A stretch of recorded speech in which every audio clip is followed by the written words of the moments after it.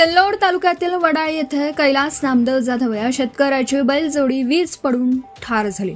या अवकाळी पावसामुळे विजेमुळे शेतकऱ्यांवर कोसळला पशुसंकट। तात्काळ पंचनामा करून सदर शेतकऱ्याला नुकसान भरपाई मिळण्याबाबत प्रयत्न करणार असल्याचं ग्राम महसूल अधिकारी पशुवैद्यकीय यांनी आश्वासन दिलं। वडाळी येथील ग्रामस्थांची शासनाकडे मागणी। ही बातमी आहे मादनी शिवना प्रतिनिधी दाराराव अपार यांच्याकडून।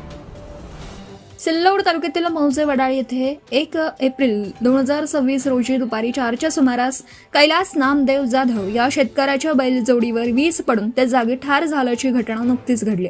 त्यामुळे या गरीब शेतकऱ्याचं झालेलं पशुधनाचं अतोनात नुकसान हे भरून निघण्यासारखं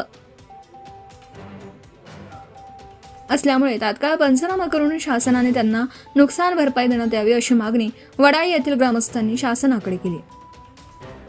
दुपारी अचानक वादळी वाऱ्यासह विजांचा कडकडाट होत होता आणि वडाळी हा भाग पूर्णपणे डोंगराळ असल्यामुळे या ठिकाणी वारा आणि पावसाचं प्रमाण अधिक असतं।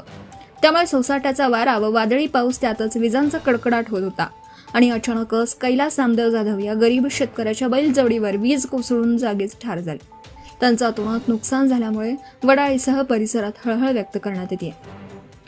सदर घटनेचा पंचनामा ग्राम महसूल अधिकारी विष्णू गवळी, पशुवैद्यकीय अधिकारी व ग्रामस्थांच्या उपस्थितीत करण्यात आला।